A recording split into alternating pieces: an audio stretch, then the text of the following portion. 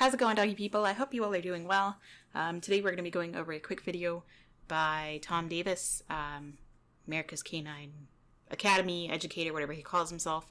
He's offering free dog training to strangers getting dragged. So let's see what he has to say. So there is a dog off leash and a very reactive big ass dog that's on leash that looks reactive. And these guys are now choking the dog, demanding the dog to sit. Hopefully they see my sign, hopefully. So I'm going to pause it right there and say that that is very, very common, that people have been taught by either bad trainers or just reinforced to be controlling, that when your dog is reacting, you make them sit, you make them obedient. And all of that is just not good. It's counterproductive. You know, if your dog sees something and they're scared, which is why they're reactive or they're excited, and you force them to sit, you choke them, you pop them, you do whatever, trying to get them to be quote-unquote obedient, then your dog will see obedience and sitting as a negative. They won't want to do it because they'll be afraid of it because they have a negative association of it. I can help them. So I'm with him in that nice slip lead, by the way. I see a lot of dogs in trouble, and I want to help them as well. I have no doubt that he wants to help and that he thinks he's helping and that he really wants to help the owners and the dogs. But there's no excuse in the way that he teaches. Okay, we all know, if you've seen him on my channel before, which you have and you probably will see more in the future, I know how he trains. So, him giving away any advice, especially free advice, is just dangerous. Be very careful about the advice you are given. If you're looking for free advice, you're going to get terrible advice. Okay? It's not guaranteed you're going to get terrible advice. I give away lots of free advice on my website, caninetay.com, or on my YouTube. I show tutorials. There's lots of free advice out there that's great, that I'm not getting paid for. I'm not getting monetized. I don't have any money coming in towards that, and I'm happy to give away free advice. If people want advice from me, you're more than welcome to ask. Just don't ever expect a short answer. If people ask, how would you do this? You better expect from me to get the full in-depth explanation that could take 20 minutes, because for me, I just can't give a short answer. I can't give an easy answer because there's too much knowledge and explanation and outside factors that go into it. They are struggling. We're just offering free dog training for people. Oh my gosh. So this dog's pulling. We'll go back a couple seconds. It looked like maybe the dog had a martingale on.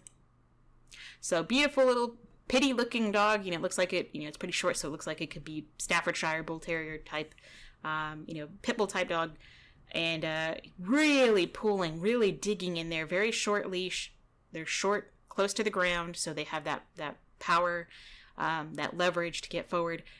If it were me, I certainly would never, unless I just need to run from point A to point B because it's hot, I would never want to continue allowing this. I would just stand still, and every time they move forward, I'd move them to the side. I would, if I just had them on his collar, first I would put them on a harness.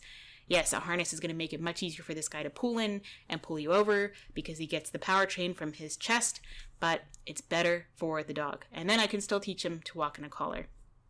If you would like to see how I would do it step by step, one, I would not start out here because he's too over threshold, but you can check it out on my channel if you'd like. Again, it's free.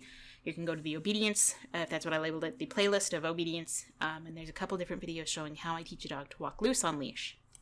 Free dog training for people that need it, like that. I'm going to just use a slip lead. Okay, so I don't know if he chased them down and told them, hey, I can help you, or if somebody else, if they came back, circled around and said, hey, can you help us? But now we see the dog is already stressed, his tongue is hanging out, wrinkles around the mouth, squinty eyes, ears are back. He's very stressed. The dog does not enjoy that kind of a walk any more than the owner does, so I'm just going to say that first.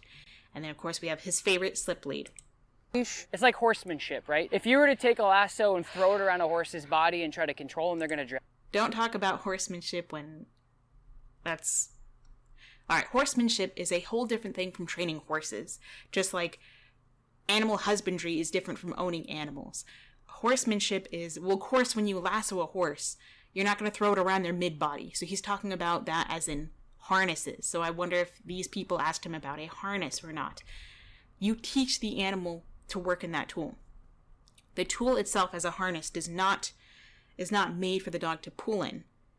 The dog learns to pull with that tool just like they learn to pull with a collar. When they're first given a collar and a leash, they don't know what they're supposed to do. They just walk, and if they happen to pull and you walk with them and they get to go in that direction, then they learn, okay, I do this to get from point A to point B. A plus B equals C. So with horses, you can lasso them, you can use a rope halter, you can use a regular buckle halter. You control them by controlling their head and their face. And you control the head of the animal, you're going to control the body of them. I mean, obviously, I'm sure you could probably teach people teach horses to walk around without anything on their face, with just a loop around their neck. People can lunge them in a circle. They can ride them. They can go through dressage and all that fancy stuff and go on a trail ride with nothing on their face. And that takes time. And it takes a lot of understanding. And true horsemanship means that you care about the animal, not just the results that you get from training. You. So what you want to do is be able to control his head. So I'll just do a little demonstration. So he's already popping the dog. He has a tight, thin little slip lead, his favorite tool, which I absolutely hate because he doesn't tell them how it works. You go from a proper wide flat buckle collar or martingale, whatever this may be, which is more appropriate for the dog's neck, no matter the size of the dog, to a tiny thread-like device around your throat. It's called pain compliance. So he's popping. This dog is showing more stress with its tongue. It's high up behind the head, lots of nerve endings there. So yes, the dog is pulling less because when he pulls more on a thread, you can see he just needs to use a couple of fingers because it's more painful with this than it is with this. You shouldn't be trying to train with pain, okay? Don't train with pain. It doesn't benefit the dog. It only benefits the human. Yep. Pop. Ouch. The dog is nervous. The dog lip licks. The dog is stressed. So that's why he stopped, because it hurt. The prong would be better because of how strong he is. Lovely. Okay, so this dog is really, really, really stressed. How long have they been working? I have no idea. This dog is very stressed. I mean, big tongue. God, that tongue, it looks very swollen. Either from choking or because, he has a pretty long, he has a pretty long muzzle, but dogs like this can have trouble breathing. They have the big open mouth and oversized tongues and all that stuff. So I don't know about, if this dog has any trouble breathing, but this is not going to help. So now he says the tiny slip lead didn't work, so we need to add more pain. Mind you, he hasn't showed once using his treat pouch, which I always say is just for show. So this is the most appropriate collar to have on him that you teach him to walk in. Even better to have a harness and teach him to walk in both. But no, we go from the slip lead. We need more pain, so we're going to use a prong collar. Pop. Ouch. Yes, ouch. Good boy. Let's see how he does with this dog. So we go from tiny slip lead to metal prong collar. So we're going up in tools. So nice job, buddy. Good. Yeah, this dog doesn't care anymore. He's still looking. He's over threshold. This guy's relying on the tools. If I have an animal in a harness, I'm not relying on that tool to teach squat. It's just to keep the dog from running and leaving me and getting hit by a car, going and bothering people, going after the bike or whatever.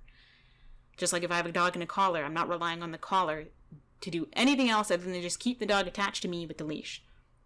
I use my body, I use the environment, other things to teach the dog to stay with me because they want to, not because they're being held there by an e-collar or a prong collar or a slip lead.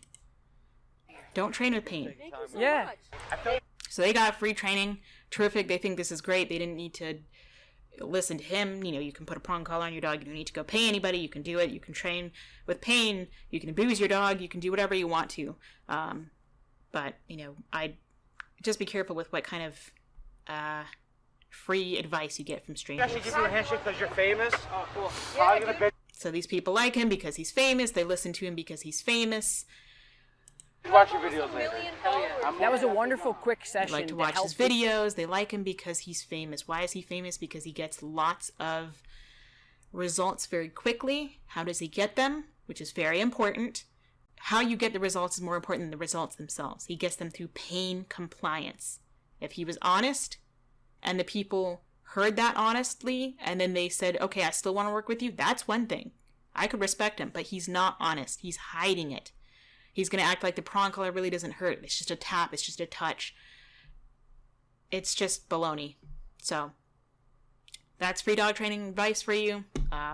From him, that's his free advice. Of course, you know, he gets results.